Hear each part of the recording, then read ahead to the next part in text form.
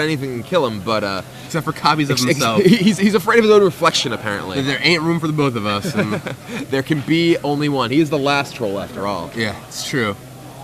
So here you see the players on the screen getting ready to start. Ryan Rolen on your left with Rug, and Joel Sukhram on the right with his Stoneforge Bant deck. Who do you think is favored here in this matchup? My guess would be that Ryan Rolen is the favorite. Grim Lavamancer is really, really potent in this matchup. Joel Sukhram's deck doesn't really have all that many creatures that can survive it, though we said the same thing in the last match where we saw Joel Sukhram going up against Punishing Fire, and his 2 Knight of the Reliquaries managed to be big enough to take them down. So Joel Sukhram opens up with a fetch land, and I'm guessing he's probably playing a Noble Hierarch to start if he's fetching right away. Yeah, he has no Green Sun Zeniths in his deck. So. Right, so he can't be going for the Green Sun Dryad Arbor plan that we've seen so often in both Legacy and Modern. Now, it's possible Ryan Rolen has Stifles, and he has 3 in his deck, and if Joel knows that, he might fetch on his turn, but even then, I'm guessing he probably doesn't realize that. So, I would imagine we're just going to see Noble Hierarch here. And basic forest, a important protection against Wasteland. Yeah, you can't get Wastelanded that way. Wasteland is really one of the cards that sets Legacy apart from Modern. Wasteland and Force of Will, the two of the major cards that make the format so different. I was actually talking with Jared Silva earlier today about the possible Modern decks that could see play in Legacy, and he was asking about the mono blue Infect deck, and a big hurdle to that deck being able to be successful in Legacy is the fact that it's so reliant on Inkmoth Nexus, and Wasteland is so popular. So Joel crunches in for 1 with that Noble Hierarch, taking a little peck at Ryan Rolen's life total, and then he cracks his own Windswept Teeth. Maybe we're going to see his Singleton Tarmogoyf, or perhaps a Stoneforge Mystic. Yeah. Much more likely. Or a Sylvan Library. Could be. Got a couple extra. Basically, he's got 4 Mystics for his main 2-drop, and then he's like, well, I'll have 2 extra bonus 2-drops just in case. Gets Tropical Island. Yeah, the poison deck is really interesting, but yeah, Wasteland really hurts it. Yeah, the Wasteland is the enemy of fun. Wasteland is the sort of card that really makes it difficult to play a lot of different decks. Though, I mean, you still see people in Legacy playing decks with colors all across the spectrum. So, thanks to dual lands with fetches to fetch. And it is the Singleton Tarmogoyf. If you get to the Tropical Island, couldn't cast a Stoneforge Mystic with that mana anyway. Ryan Rolen, no stranger to the Star City Game circuit. And you'll see these packing those Star City Game sleeves right there. Brand new. Just came out. And a lot of cool ones. We have both the Silhouette, the Champion sleeves we'll call them, alongside Justin Treadway's great new art bag sleeves. You can find them all at StarCityGames.com. I think the tribal sleeves are super sweet. Yeah, they're definitely awesome. And the deck box is also very cool. I may have to pick up some dragons myself. There's a Brainstorm. Yeah, I think I might sleeve my deck when I play in Montreal next week, and if I do, I'll be using these sleeves. Although I seldom sleeve my limited decks. That'll have to change when Innistrad comes out, though. Brainstorm. We may need werewolf sleeves pretty soon. Perhaps human sleeves. That is apparently one of the major tribal mechanics of Innistrad. Yeah, there's some exciting cards out there. I want to play with. For some reason, I like the green mana 1/1 that taps for a white. I think that card is kind of sweet. Just like an extra Little War Elf that supports the human tribe, helps the linear a little bit. Yeah, green-white gets a pretty significant boost with that. When I was previewing my card on Star City Games, Mentor of the Meek, I actually said I think humans will have a green 1-drop accelerator, and this is exactly what my deck was looking for. You know, helps you cast Mirror Crusader on turn 2. Yeah, that's a big deal.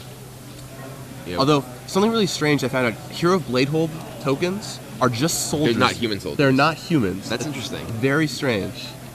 I wonder if that was intentional. I think it just there wasn't room on the card because if you add in human, it kicks it down to another line of text. Ah, okay.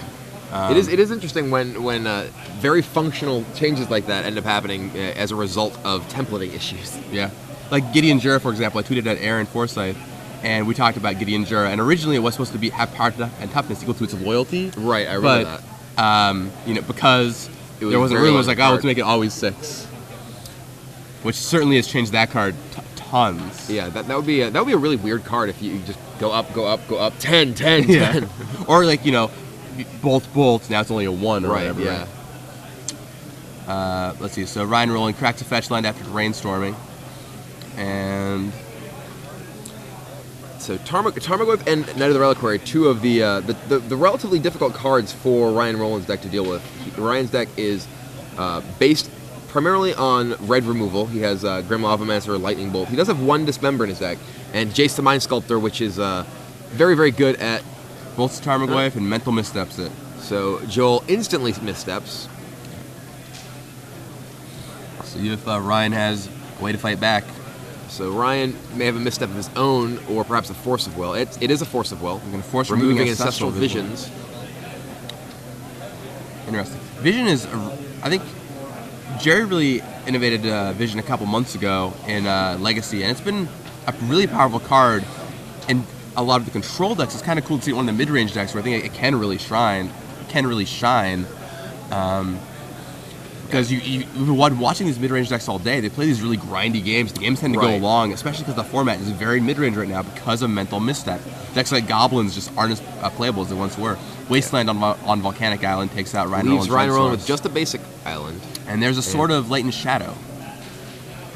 So that threatens to turn any creature that Joel Sukhram plays into a reanimating machine. Bob Lanza on Twitter points out that Elspeth Tyrell tokens are also just soldiers. They are no humans. They're of ambiguous race. Like, she'll take whatever soldier she can find. It's a ragtag band of goblin soldiers. Yeah. Minion soldiers. I don't know. Minions, werewolf soldiers. Whatever works. All right, and then Ryan Roland wastes Joel's Tropical Island right back. He draws a Plains. Gonna play the Tundra though. Equip the Sword of Light and Shadow and get in for 3. Yeah, that hit is pretty significant. So not only does he hit for 3 damage, but he gains 3 life, and more importantly, brings back that Tarmogoyf that they had just had such a battle over. Yep, and that Singleton Goyf proving its worth. I'll have to ask Joel at some point if we get him in the booth to talk to him about why he's only playing 1 Tarmogoyf with no Zenith. It could be maybe only owns 1. Could be just because. In Grand Prix Providence, I played 3 Tarmogoyfs, not 1, but I did a Zenith in my deck. But Tarmogoyf compared to Stoneforge Mystic just isn't as good a 2-drop in most matchups. Which is insane, right? It is pretty crazy that Tarmogoyf has sort of, and this is actually something that some people felt in Modern as well. That Stoneforge Mystic, or rather that Tarmogoyf just wasn't good enough to compete against a lot of decks. It was too slow against combo, and it gets outclassed against a lot of the other creature decks. There's a Grim Lavamancer from Ryan Roland.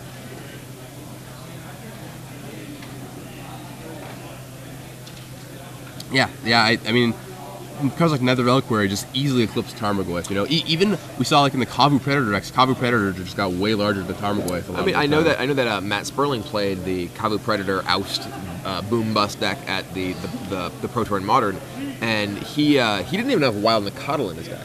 Wow. And he only had 3 copies of Tarmogoyf. So his entire plan was these creatures that just went very big. And quads Kavu Predator though, right? Yeah, 4 Kavu Predator, 3 Tarmogoyf, no Nakatl. So that Noble Hierarch continuing his crusade, getting in for another 3 damage. Being all noble with his sword and stuff. Taps 2. Here's gonna come Tarmogoyf. Yep, Tarmogoyf comes out to play. Deja vu. All over again. Looks like you look familiar. Looks like Joel's gripping a Daze, and maybe is there a Knight there? Not sure. I think he would have played Knight if he had it this turn. All right, Ryan forces removing mental misstep. Which is actually sort of interesting. The fact that Joel did not play his Tarmogoyf before combat. If his Tarmogoyf was countered, he would be able to rebuy it this turn. The sword. Yeah, that seems like a mistake to me. There are the certain habits that players get into, like very early on, players when players are first learning the game, they want to play their spells right away. They want to do this. Okay, now I'll attack. Right. Then when players sort of break out of that habit, they often get into that habit too much in the opposite direction. They always want to play their spells after combat, things like playing a Planeswalker after combat when it would give your Tarmogoyf +1/+1 when it gets countered. Right. And like this, Joel attacked with his Noble Hierarch, which would have been able to bring back that Goyf if it got countered. Yeah, it's not. And another one in the same vein is also doing everything at the last possible moment. A lot of times it's correct, like main phase or removal spell for various reasons. If so many people let their opponent untap and then have maybe counter mana open or have a chance to draw a giant growth or things like that when they shouldn't get tricky. They should just kill it. I want that dead. It's dead. I think a lot of people learn this lesson the hard way in Time Spiral block with Stonewood Invocation around. You let them untap or do it in combat. Very bad things can happen. So Joel plays a second Noble Hierarch, and that'll make the hierarchy he has a little more threatening. Ryan uses the Grim Lavamancer, though, to kill off the freshly minted Noble Hierarch. So we were talking about Ancestral Visions a little bit a moment ago. Ancestral Visions is a card that has largely, in many decks, replaced Standstill. And Standstill is a card that's been very popular in Legacy for a long time, and it has been strangely popular in a lot of decks that don't really do much. When you're playing a Standstill deck that is largely a defensive deck, and I think one of it just seems very strange. It's not like you're developing a board a board position. You're largely relying on your opponent, just not doing anything or having to do something to crack your Standstill. Whereas Ancestral Visions still lets you do stuff. It lets you continue to proactively influence the board. And you can always play it. Granted, it has suspend. It's not going to give you what you want for a while, but neither will Standstill in a lot of situations anyway. Right. So sometimes Standstill will just do nothing. Right. Sometimes Standstill is just a terrible card because you're behind. Your opponent plays an Aether Value, you can't counter it. You have a Standstill in your hand. You're like, well. Yeah, I never cast this card ever. So I think that one thing that Standstill has done for a long time is actually put. Standstill is very good against players who are not used to playing against it. A lot of times players will either just immediately play something into Standstill when they don't need to, or they will wait too long against a Standstill. They'll crack a Standstill at the wrong time to give the opponent just the most possible value they can get. Right. Whereas Ancestral Visions is a card that has very consistent value regardless of who you're playing against. You're going to get those cards no matter what, and you can play the game in the meantime. And 3 cards is always good. And speaking of meantime, not too much has happened. Joel passed back to Ryan.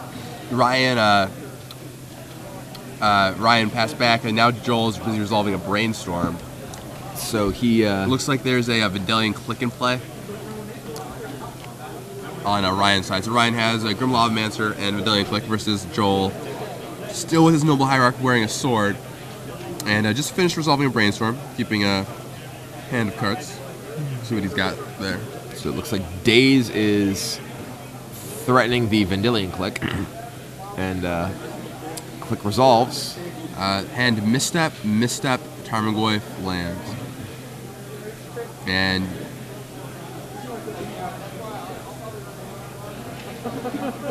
Tarmogoyf goes to the not the graveyard. Very important. It goes to the bottom of the deck. And Joel draws from the Vendilion Click in his upkeep. Or sorry, draw step rather. So Vendilion Click comes down the draw step. And Joel plays a Tundra.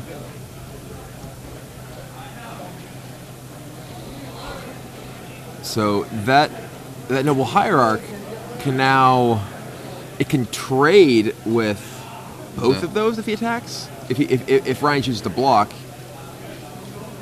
I think he needs to block those. Well, he has to double block because of Exalted, which is what makes it so awkward. That Daze was able to prevent Ryan Rolen from being able to block and then activate Lavamancer. I think double blocking is correct here. So and he does double block. Joel accidentally drops Jace onto the table, and a little awkward. So Sword of Light and Shadow, clearly a tap to attack, and Ryan Rolen passes back. So now we're in this weird mid-game where the Ancestral Vision would be awesome if Ryan still had it, but he doesn't. And Joel draws a Stoneforge Mystic and casts it, which earns a Stifle on the trigger. Okay. Misstep from Joel. Yeah, that Stoneforge really only needs to be able to carry the sword. Even if that Stifle had resolved, path. It's primarily there to hit you with a sword, go get back that noble hierarch who died, and then kill you next turn probably. But as is, probably gonna get Batterskull. It seems like a fine choice. I mean, you could get the other sword if you really wanted to. Could get sort of Feast and Famine, but Batterskull represents a creature, and I think Batterskull's probably a better choice.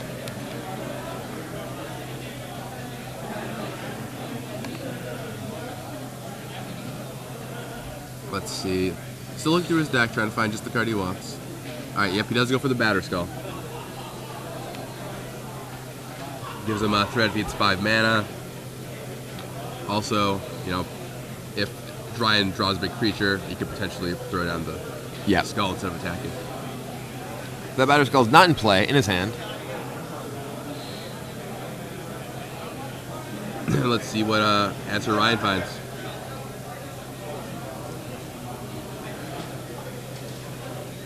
There's a Brainstorm for Ryan Rolen.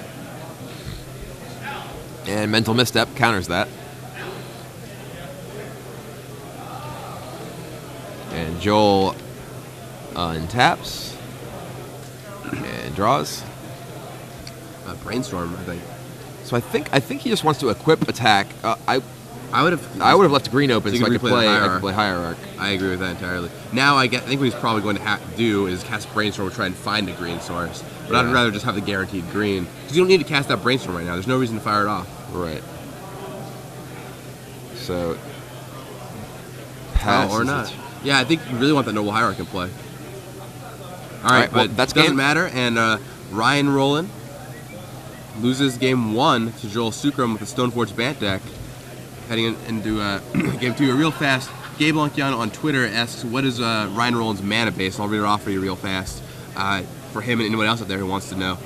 It's 4 Scalding Tarn, 4 Misty Rainforest, 3 Tropical Island, 3 Volcanic Island, a forest, a mountain, and 3 islands, 3 Wasteland, and a single wooded foothills. What was that? Misty Rainforest. That was like the strangest intonation. I like Misty Rainforest. Misty Rainforest. Like, misty. I don't even... Dude, it's totally misty, man. Like, what was that? I cannot beat the guy at California Talk, so I'm not even going to try. I've only lived in California for 5 years. I actually did have people who thought I was from California when I lived in New Hampshire, so... Whatever that means. Just a natural fit. But, whatever. So how do you think this matchup goes with sideboarding? What do you think? All right, so yeah, going into the sideboard. So let's look at winner of game 1, Joel Sukhram. What is he going to do to up his odds here? I think Elspeth has got to be pretty good. I think here. Elspeth is always good. Well, win and down. That's not really true. I actually don't think Elspeth is always good. All right, Storm combo. It's Elspeth time. I would definitely board in Elspeth here. Yeah. I think Path to Exile is a possible card. Though Path isn't really that exciting against this sort of deck. Path is at its best when you're fighting against a deck that doesn't have a great use for the extra mana, and you're dealing with big creatures, and you're fighting against a deck that has Lavamancer, Vidalian Click. And Joel didn't even see Tarmogoyf in that game, so it's not even clear that he's expecting his opponent to have Tarmogoyf. I mean, I think it's likely if we saw the green sources, but even then he's got 4 swords main deck already. Right. You don't want to click your hand up with a bunch of you have Jace and you have your own relatively large creatures, along with a Sword of Feast and Famine that can get your guys past Tarmogoyf. So there's no real reason to board in a bunch of removal for Goyfs. I doubt Flusterstorm will come in, although it's always cool to see that commander card make an appearance. Is it Flusterstorm? I thought it was Flutterstorm. It's Flusterstorm. No. You get all flustered? Pretty sure it's Flusterstorm. Well, I'll look it up real fast. It's spelled Flusterstorm on his list. It is Flusterstorm on the deck list. I'll look it up. One sec. Don't correct me on Twitter yet. 3 Surgical Extractions. Doubt we'll see those. Don't really ever want that card. Bajuka is interesting because Ryan Rolen does have Life from the Loam, and though again, Joel Sukhram does not know that. Right. And it doesn't really do much other than stop the Life from the Loam. So I probably wouldn't bring in the Bajuka Bog. I really think the Elspeth and the Jit are the 2 cards that I would be interested in after sideboarding. I agree with that. And I think, what are we going to cut? Maybe we cut Sylvan Library. I can see cutting Mirren Crusader. Mirren Crusader is pretty inefficient against an opponent, like Grim Lavamancer, against an opponent who has Lavamancer and Lightning Bolt. You're paying a lot for a creature that's dying to very cheap spells. Yeah, I can see cutting the 2 Mirren Crusaders here. Actually, I think there are a couple cards you can probably cut in this matchup. Crusader is certainly one of them. I don't think if he wants to bring in 1 path, I could see, bring that in over.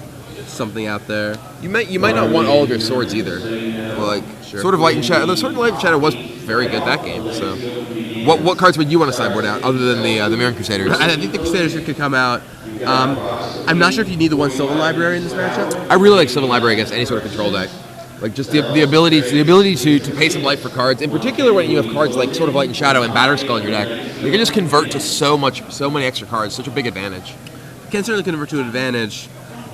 His opponent's not putting a ton of pressure on him. Sylvan Library, against a deck that is primarily trying to trade 1-for-1 with your stuff, I think is just very good. Sure. All right. You stole me. I was just looking for an argument to take it out because one-ofs are inelegant. But yeah, I agree. One-ofs are sweet. One-ofs are sweet. I love one-ofs. I can't really complain. Forces probably want to stay in. I think you maybe should shave a couple swords. Yeah, I mean, Lavamancer's kind of a problem for him. But yeah, I mean, I think you want to keep 4 removal spells in because there are Tarmogoyfs, Clicks, and Lavamancers to deal with. So plus whatever's out of the sideboard. Yeah. So. I mean, my inclination is that Mirran Crusader is really the only card I wouldn't want in my deck. Oh, we're back right here. Whoa, we're back. I'm awesome. So yeah, I think Elspeth and GTA over those two. That's what I would do. I think. I agree. I think that's just clean. But we'll see what they do. Everyone's been bringing in Surgical Extraction in every matchup, so they'll probably end up in the main deck somehow. Ryan Rolen, let's see, Submerge for sure. That card is absolutely Submerge is one of the most powerful sideboard cards there is in Legacy. Dismember is a reasonable possible sideboard card. It helps deal with Tarmogoyf and Knight. Fire Spout, maybe. Fire Spout? One Fire Spout. Interesting. I mean, if I have Fire Spout in my sideboard, this is probably a matchup where I'm interested in bringing it in. Did he see Mirran Crusader that game? He did not, no. He only saw Tarmogoyf and... Although I guess it doesn't work on Mirran Crusader because it's partially green, right? It is, yeah. It actually wouldn't kill it. That's right. Oh, yeah. I don't know if there's enough it actually kills. Maybe Fire Spout isn't worth it. He also has 3 Surgical Extractions. Why does everyone have Surgical Extraction? It's kind of funny because I actually had Surgical Extraction very early on in the sideboard of one of my decks, and then I was like, I mean, I respect if you want it against Dredge or something like that, or various different combo decks. I mean, some combo decks, I think that if you have actual discard, it's pretty good against. You can stop part of their combo and rip it out of their deck, or maybe I guess with counter magic too, you can counter a key piece. Should we use this opportunity to go on a rant about how bad cranial extraction effects are? I mean, well, we're right back, it seems. So perhaps another time. Another time you can hear how you really shouldn't have these cards in your deck. Unless you want to very specific circumstances. If they're for Dredge or something like that, if you have a very specific plan with them, understandable. But if you just want to fight Dredge, I'd rather have Tormod's Crypts, Relics, Ley Lines, something of that nature. A lot of Dredge decks actually just can't beat a Ley Line anymore. Phantasmal Image is another interesting card I could see Ryan potentially boarding in. If he just wanted an extra guy to trade off, probably not. It's not very good against Stoneforge Mystic, for example. But unless you have a Jitte of your own. Or Ancient Grudge could also... Then you could equip your Stoneforge copy with the... Oh, wait. Ancient Grudge could also be okay. Yeah, Grudge is totally reasonable sideboard card here. We saw earlier when Jared Silva was in the booth, a player playing a very similar deck sideboarded Ancient Grudge against the Death and Taxes deck and had a lot of success killing equipment with it.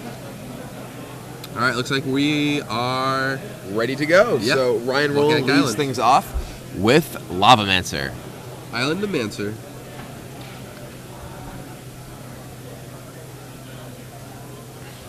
So Joel Sukhram with a Savannah of his own and a Noble Hierarch. So good start.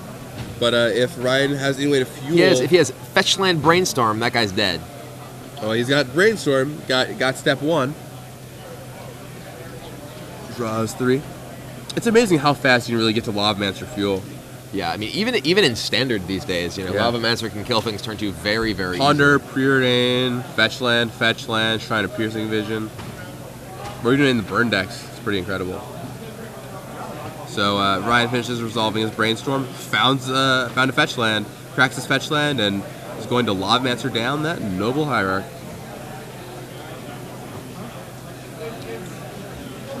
Let's see. So he is fetching up another volcanic island, and that Hierarch is not long for this world. Yeah. Wow, perfect sequence of events for Ryan Rolen there. Lavamancer into 2 ways, 2 cards that he can cast in the same turn, or get in the graveyard in the same turn. Joel cuts, and that Lavamancer is gone. By Lavamancer, I mean hierarchy. Joel draws. Okay, draws, plays the plains.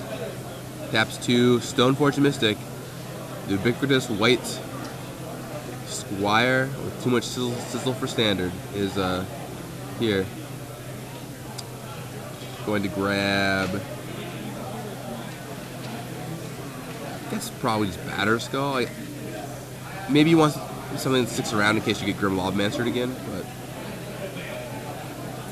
Yeah, can't blame you if you think, well, I mean, it's sort of tough. Like if you get a Batterskull here, that's just going to clog your hand until you have 5 mana if that Stoneforge does die. Right, and it also gives him greater incentive to kill the Stoneforge. Right, but he does get Batterskull, hoping that that Ryan cannot put 2 more cards in his discard pile this turn.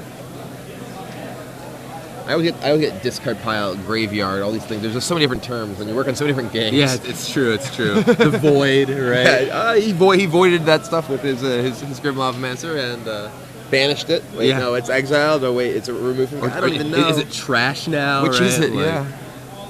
So many options. Just mix and match all the terminology.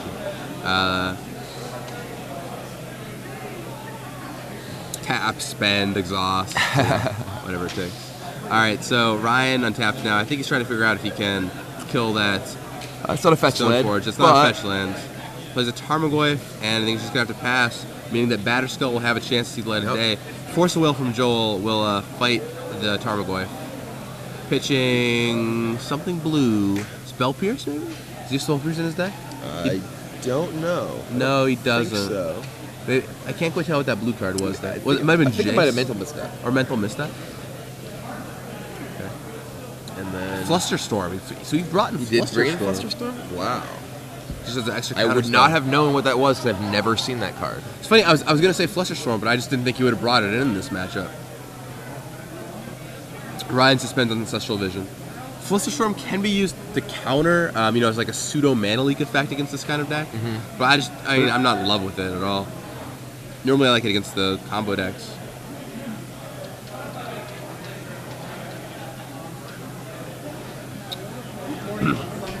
Joel's going to put in Batterskull, looks like. Doesn't want to get Vendelion clicked, which is very real. You want a Batterskull right away. Something that players who play Stoneforge Mystic in formats with Click learn very quickly. Very quickly? I don't know. Very quickly, indeed. Learn something. So he wastelands the Tropical Island, which does give Ryan enough fuel to use his Lavamancer if he so chooses. But Mystic has already done its damage putting a Batterskull on the battlefield. Absolutely. And there's a Batterskull on Joel's side with, of course, equipped with a Germ Token, as well as a Stoneforge Mystic. And Ryan also has 2 lands, a Lavamancer, and an Ancestral Vision, the Modern Band card, on 3 counters. There are several modern ban cards involved right here. Even ones that would otherwise be legal. I mean, obviously, Volcanic Island isn't legal in Modern, but Stoneforge Mystic and Ancestral Visions both would be if it weren't for They're placed on the ban list. If they just weren't so good. All right, Ryan passes back to Joel.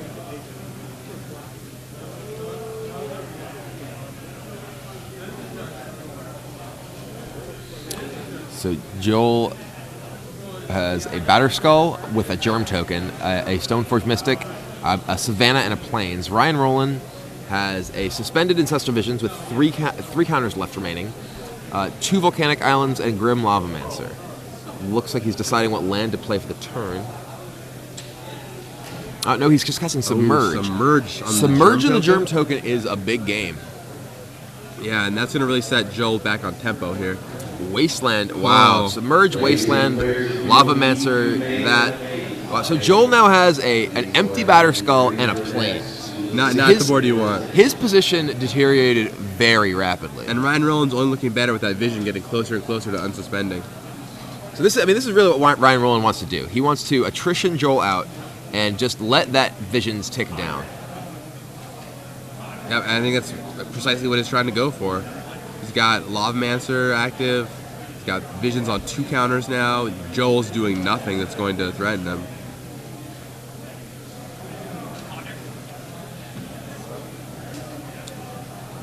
see. Just going to serve him with Lavamancer, crashing Joel down to 18.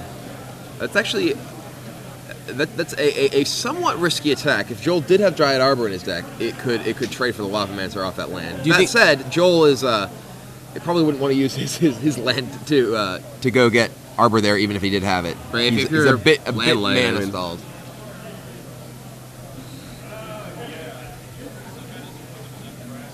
Ryan serves in again with the Grim Lavamancer, and yeah, I think if Joel blocks there, Ryan's happy with it. Yeah, he does get to basically use Grim Lavamancer as land destruction. And with Joel already behind on lands, and with Ancestral Vision soon suspending. Soon unsuspending, rather.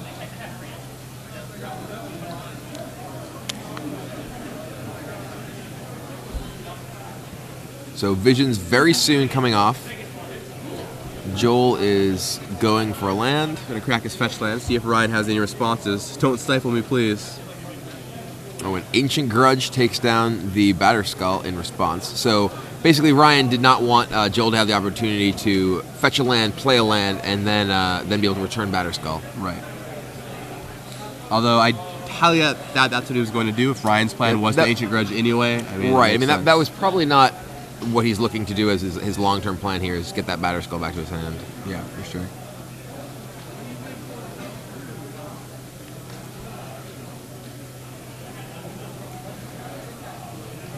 And let's see, so Joel probably doesn't have another land, but let's see, what would he be fetching for? Do you think he drew his Singleton Tarmogoyf? I think he has a Stoneforge Mystic. So Joel looks like, is he just brainstorming here? Perhaps the Tropical Island.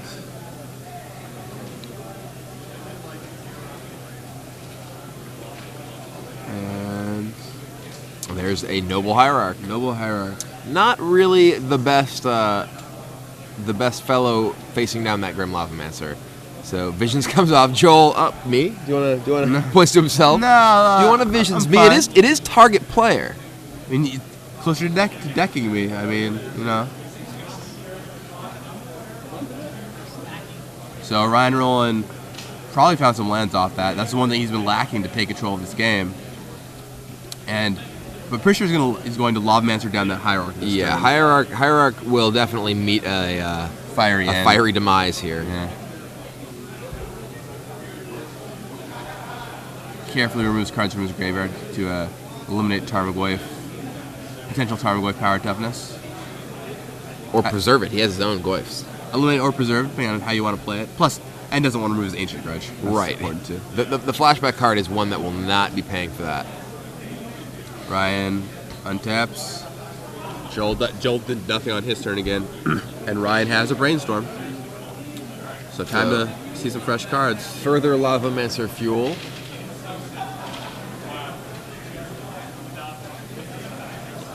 Joel taps Plains to cast. He's going to Swords the Lavamancer. Meaning he can't get it. Oh, Mental Misstep for Ryan Rolen. We'll take care of that Swords. Is he paying life?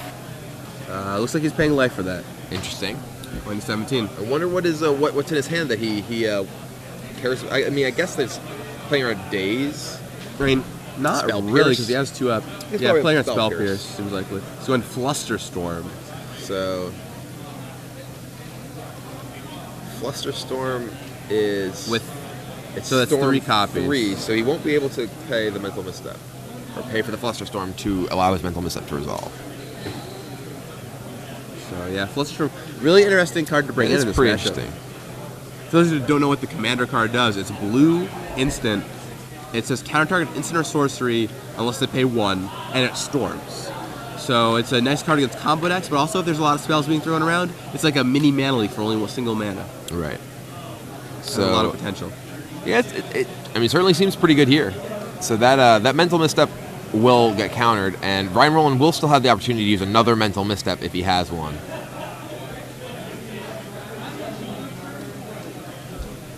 And they're counting up how many spells.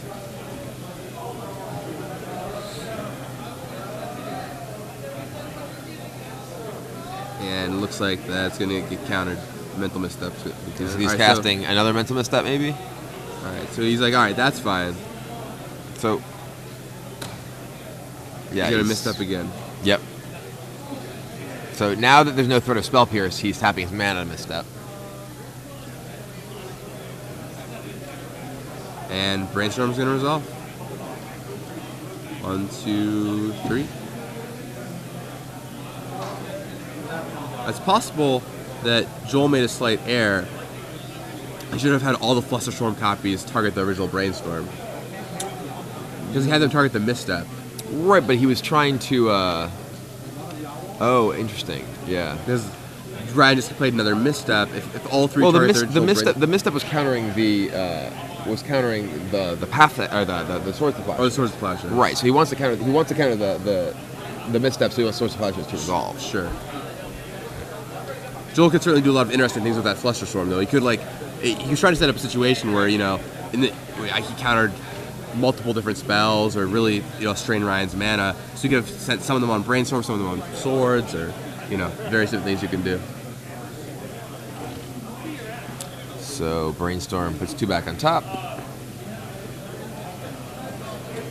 And, Brainstorm's back on top. Plays a land, fetch land, shuffle those lands away. And see if he attacks with that Lavamancer again. Lavamancer crunches in. 15 for Joel. All right. So, Joel draws, looking for a land desperately. Draws Stoneforge Mystic. There's certainly worse draws. Stoneforge Mystic is not particularly powerful. Oh, okay, interesting. So we just got a report that there was one of the Flusterstorms was targeted at Brainstorm, and he did pay for that mental misstep with 2 life. Interesting. So yeah, he did split up some of the Flusterstorms.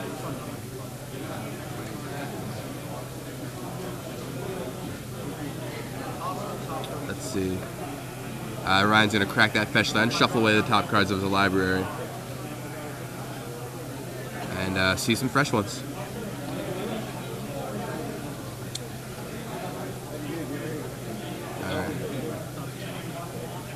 Board is Lavamancer versus Stoneforge Mystic. Only 1 non-land on either side, although Ryan has 2 more lands than Joel does at this juncture. So and Tarmogoyf. So Tarmogoyf comes down and Ryan Rolen. Yes, Ryan Rolen plays Tarmogoyf and burns that Stoneforge Mystic. Mystic down, and Ryan Rolen's gonna pass the turn.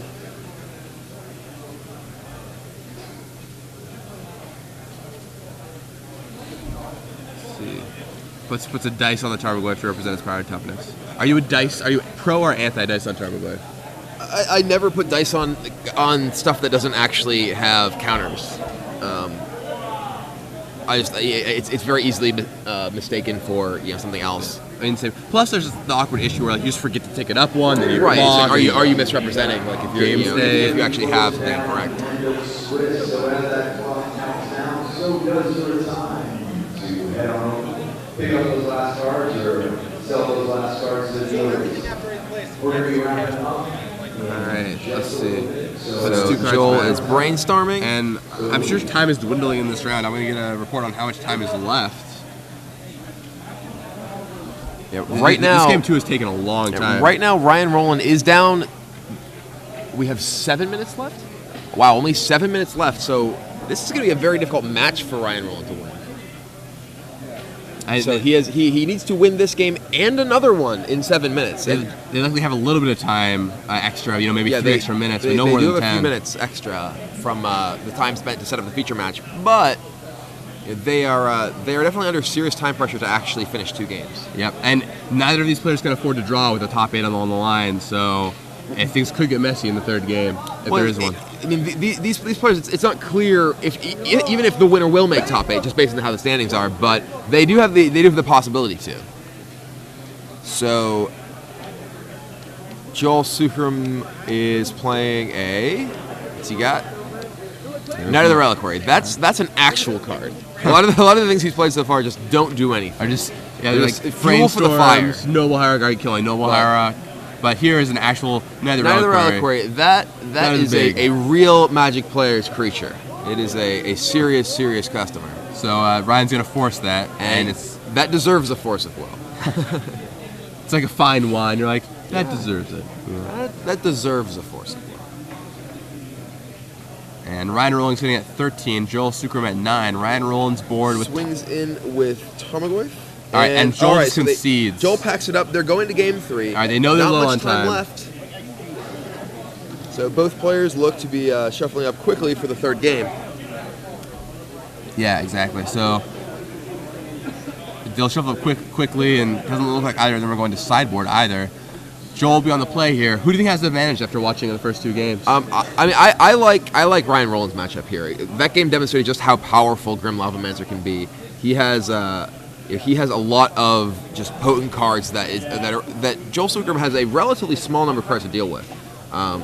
Submerge is really powerful. Lavamancer clearly very powerful, and he has the tools to win the long game. The one card the few cards that Joel Sukhram has that I think really give him a shot at winning this match are Knight of the Reliquary and Elspeth. And I'm not just saying that because those are 2 of my favorite cards in Magic. I'm saying that because those are just the cards that are difficult for Ryan Rolen's deck to deal with. I mean, they're 2 of your favorite cards for a reason, right? Yeah, they're very powerful. It's not just that I got them for Christmas one day and I was like, ooh, shiny, I love them. It was they're my favorite cards because they're so good. Yeah. They give decks that are based on damage-based removal a serious difficult time. Yeah, that's absolutely true. And there's only 2 Knights in Joel's deck and only 1 Elspeth. So there's only 3 cards, but if he gets those active... Legacy is a format where you see a lot of your deck. Between Brainstorm, Sylvan Library, Jace the Mind Sculptor, he has a lot of cards that let him, try and find those key cards. I think Jace is also pretty huge in this matchup. Yeah, Jace is a big deal. Both players have Jace, and I think Ryan Rolen's deck is a bit better at managing his opponent's Jaces. He has the damage-based removal. He has Vendilion Click. So if Joel Sukhram sticks to Jace, that said, Joel Sukhram's deck is better at playing Jace. He has Noble Hierarch. He has the mana acceleration that can actually get his Jaces down, and also Daze to get them through. So if you're Joel Sukhram, do you think you would keep those Flusterstorms in? They certainly were pretty good in that game. I don't know how good they can really be. They're sort of like a Spell Pierce effect. It's mostly better than Spell Pierce except it can't hit Jace or artifacts. Yeah, the fact that it can't hit Jace is a big deal. It is huge for sure, but obviously he doesn't have access to Spell Pierce, so it's right. like, well, it's not like I have the choice here. Yeah, because it's always guaranteed to storm for 1, so will always be Spell Pierce on an instant or sorcery, or Spell Pierce plus because when I first saw it, I thought it was just a non-creature spell, and I was like, isn't this just better than Spell Pierce? But then it was corrected that it can't hit a number of important card types, right? Especially most notably Planeswalker, and of course artifacts and enchantments too.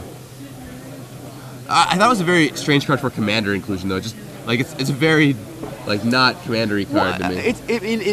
Commander games can end up in these situations where a bunch of people are trying to play a bunch of different spells. Sure. So this is like, I'll stop yours, and I'll stop yours, and I'll stop yours, and I'll stop yours if you don't pay this much. And it seems like it could be a pretty cool card in a multiplayer game.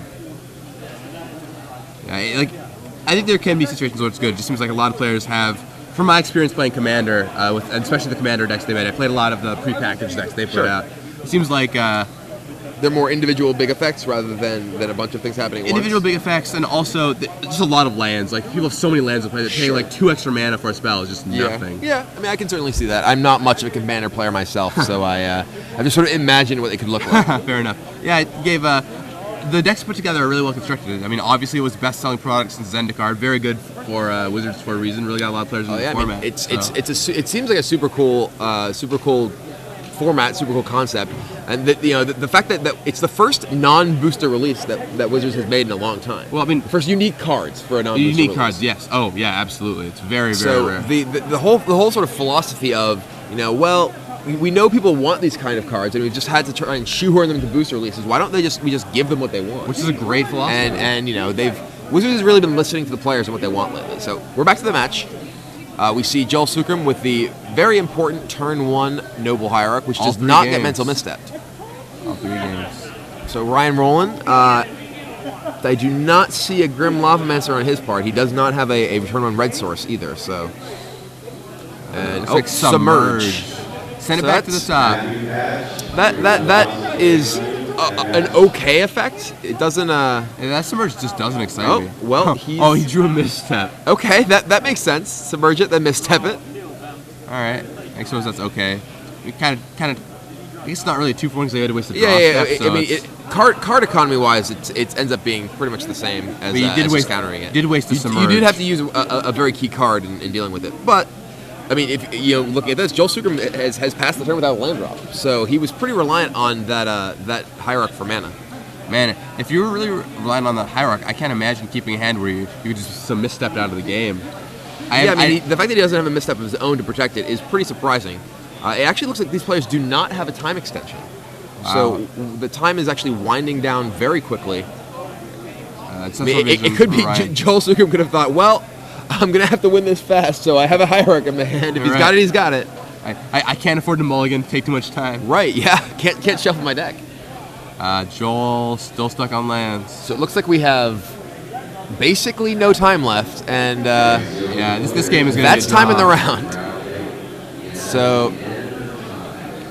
all right, this game is a draw. The only question is now, one player will hopefully end up conceding to the other. So yeah, it looks like the only question is who. It looks like Ryan Rolen is definitely in a dominating position here, but is certainly not going to be able to end the game.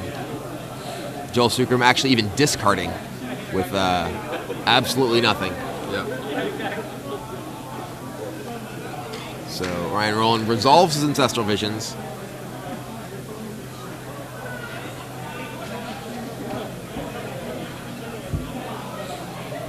And Jace comes down. Jace versus a mana screwed opponent. Sadly, Jace takes a long time to actually win the game. If I were Joel, I would definitely concede here. You don't even lose ratings points anymore in the new system. So it's not like you have to be like, oh man, I'm down 20 ratings points. To be fair, it kind of depends. It depends if Joel's in a situation where a draw will get him into a spot where if he needs the I guess there is money on the prize. Right. So I mean, a draw might put them both in top 16. So I don't know. I feel like top 8 is so important. Generally, I'm a goodwill kind of guy. Although if there was a personal again, it's not clear that the winner of this match will make top 8. Sure. I haven't seen how the other matches have played out, but I would guess that the 7th and 8th seed probably played it out. I was looking at the standings, and I actually think that these guys are in fact not even the. There's actually more than 7-8 who are at the threshold. If you look at this, these players are actually down here in 15th, 16th at the moment. So we're actually looking at a match that can get to 19 points, but it's not clear how many players are actually going to be in that scrum. This is one round ago. This is after round 7. Yeah, this is round 9. Oh, okay, that explains a lot. Then that's why I'm looking at our standings, and they're not. I thought it was the most recent round, but that makes a lot more sense. So, something's on screen. Joel's shuffling all of his cards. Ryan is revealing his hand. They're talking about who's going to concede to the other. And here's the result slip. What's it going to be? I don't know. These players actually were in 9th and 10th. So yeah, Ryan Rolen's tiebreaker is pretty bad. So it's all right, it and like Joel Sukhram concedes. All right. Well, it does look like if that game reached its natural conclusion, Joel would be annihilated. Ryan would have certainly been the winner. So Ryan Rolen wins and will be fighting for top 8 against. It looks like